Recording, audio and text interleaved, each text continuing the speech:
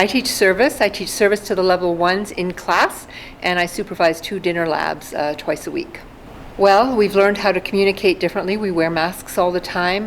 We're constantly reminding students about sanitizing their hands, about everything they do in terms of how it could possibly affect them, their coworkers, the other instructors and guests. So it's always at the forefront. Even my classes, there's the normal way to do things and there is the COVID way to do things. But something that I found very lovely is I've had a number of our guests tell us this is the first place they've felt safe coming to. They've noticed when students are sanitizing their hands, they've noticed all the precautions we've put in place. So fewer guests, spread apart as far as we can. And then in terms of service, we've changed our service style as well.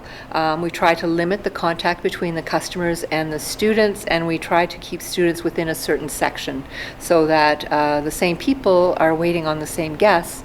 It's become a more personalized service in many ways. It's quite interesting.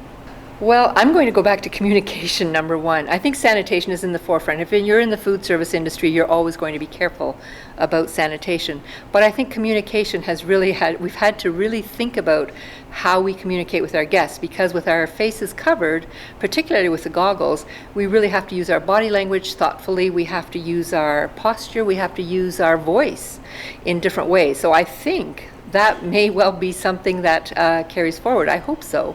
I think it also makes people think about how they are dealing with guests, because it seems odd because we're distanced, and yet it seems almost more personal and intimate than it might be in a normal fast-paced restaurant. We've had to slow everything down somewhat. So maybe a little bit more in-depth service is maybe what's going to happen. I love every bit about it. I think when I come into class here, it's like coming to a dinner party every night, or having a dinner party every night. So it's just, the dining room's the same and it's never the same. So this is my happy place.